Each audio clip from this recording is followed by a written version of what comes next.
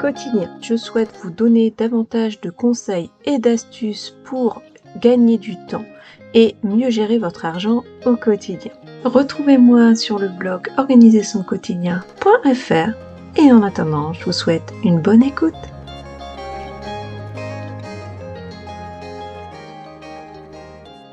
Je vous retrouve aujourd'hui pour vous proposer un challenge désencombrement en 7 jours. Pourquoi faire un challenge désencombrement? Tout simplement puisque nous avons tendance à accumuler beaucoup trop d'objets chez nous et cela permet d'amorcer en douceur un grand tri dans son logement.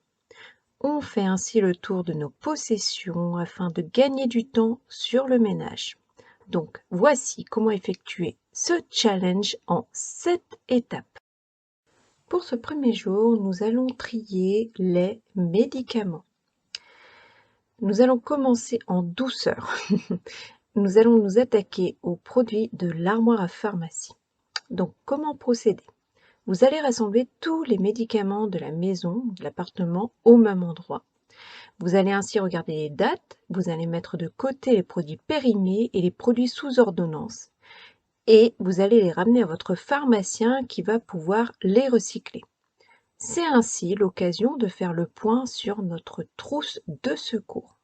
Je vous invite à aller voir l'article concernant les indispensables d'une trousse de secours sur le blog. Passons maintenant au deuxième jour, je trie mon ordinateur. Chaque mois, on accumule tout un tas de fichiers téléchargés et de photos. Mais faites-vous le tri régulièrement de l'espace téléchargement ou de vos photos?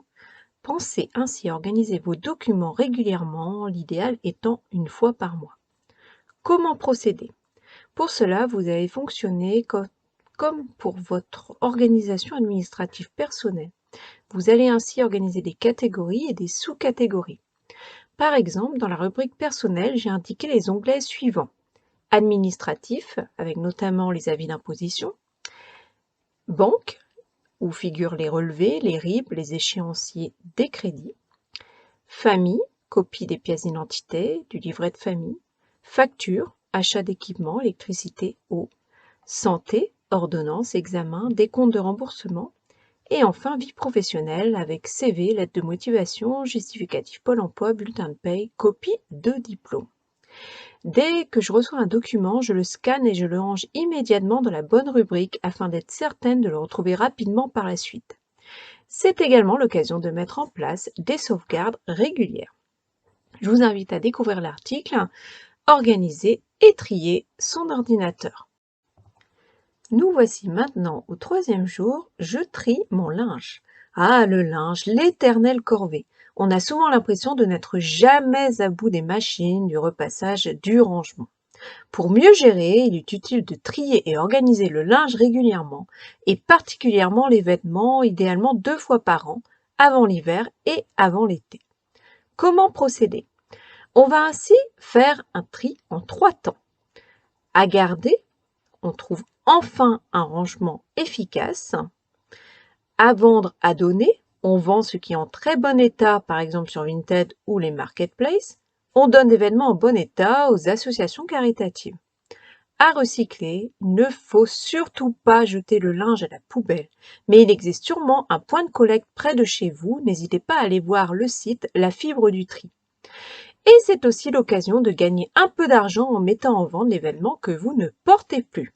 Je vous laisse aller découvrir l'article, trier et organiser le linge. Nous voici au jour 4, je trie la décoration. Ah, la décoration. On a tendance à accumuler des tas d'objets au fil des années. Mais nous plaisent-ils encore? C'est l'occasion de faire le point et le tri afin de gagner du temps sur le ménage. Comment procéder? On va procéder par pièces et on rassemble chaque objet au même endroit, sur une table par exemple. Et selon la méthode KonMari, pour chaque objet, on va se demander si on le trouve toujours à notre goût et s'il va bien avec la décoration de la pièce. Si on souhaite le garder mais qu'il est abîmé, on va le mettre de côté pour le réparer au plus vite.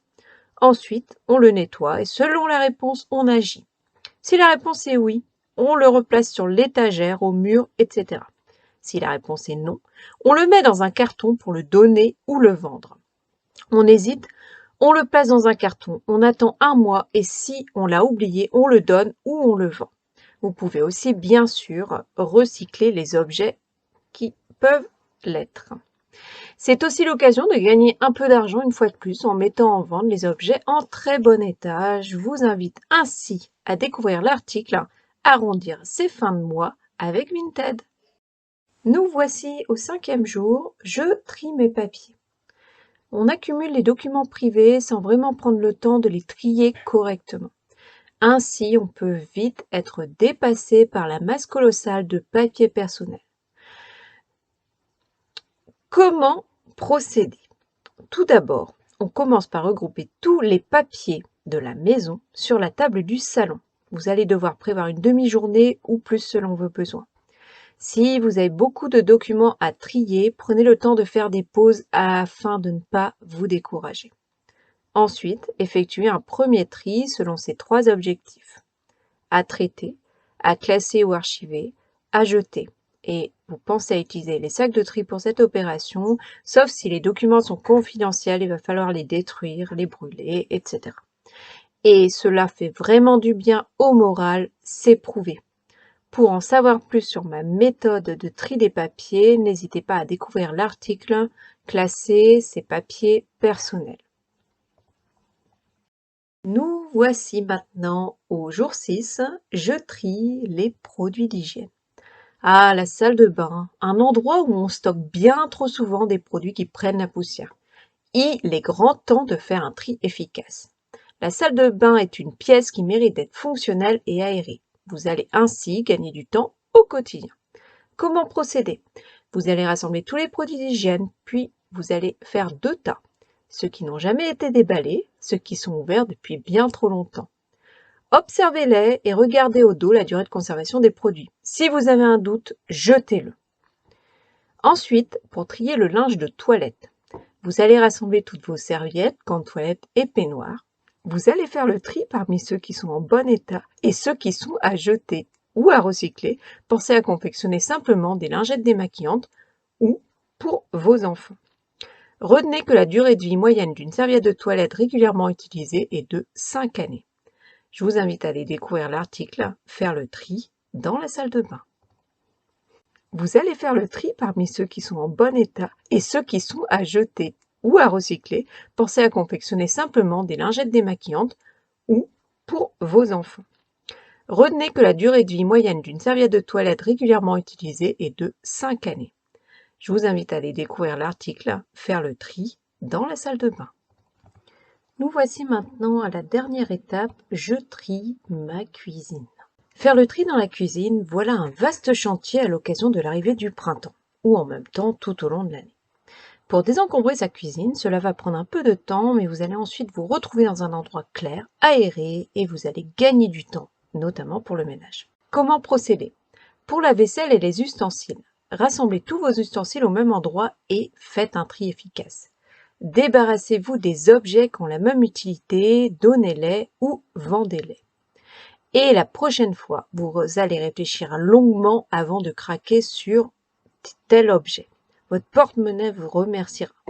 Combien de fois on ne va pas se retrouver avec des outils qui ont la même fonction? Il est indispensable de réfléchir à chacun de nos achats. Pour les produits alimentaires, vous allez vider entièrement vos placards. Vous allez profiter pour les nettoyer à fond et vous allez faire le tri en fonction des dates de péremption. N'oubliez pas que de nombreux produits restent encore mangeables. Procédez ainsi de la même façon pour le réfrigérateur et le congélateur. Découvrez l'article « Faire le tri dans la cuisine ». Nous voilà arrivés à la fin de ce défi.